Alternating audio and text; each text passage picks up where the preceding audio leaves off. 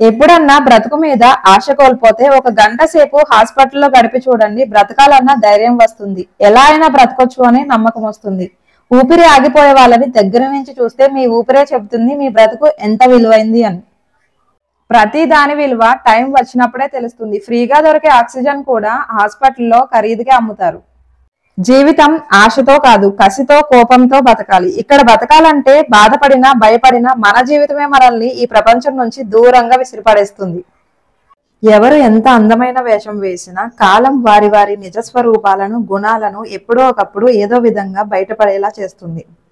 జీవితం గురించి 2 ముక్కల్లో చెప్పాలంటే కళ్ళకు నచ్చింది చేతికి రాదు, మనసుకు నచ్చింది జీవితంలో ఉండదు. ఎప్పుడు కూడా మన ఆలోచనలు రాబోయే భవిష్యత్ కోసం పరిగెత్తాలి, కానీ మనతో కలిసి నడవని గతం కోసం వేచి చూడకూడదు. జీవితం నాశనం అయిపోవడానికి పెద్దగా ఏమీ చేయనవసరం లేదు. కొంతమంది వ్యక్తులను గుడ్డిగా నమ్మితే చాలు. పరిస్థితులు చూసేవారికి ఒకలాగా, అనుభవించేవారికి ఒకలాగా కనిపిస్తాయి. అనుభవించేవారికి ఉన్నంత బాధ చూసేవారికి ఉండదు. ప్రపంచంలో అతి ఖరీదైన వస్తువు నమ్మకం. సంపాదించుకోవడానికి కొన్ని సంవత్సరాలు పడుతుంది, అదే పోగొట్టుకోవడానికి 1 సెకను మాత్రమే పడుతుంది.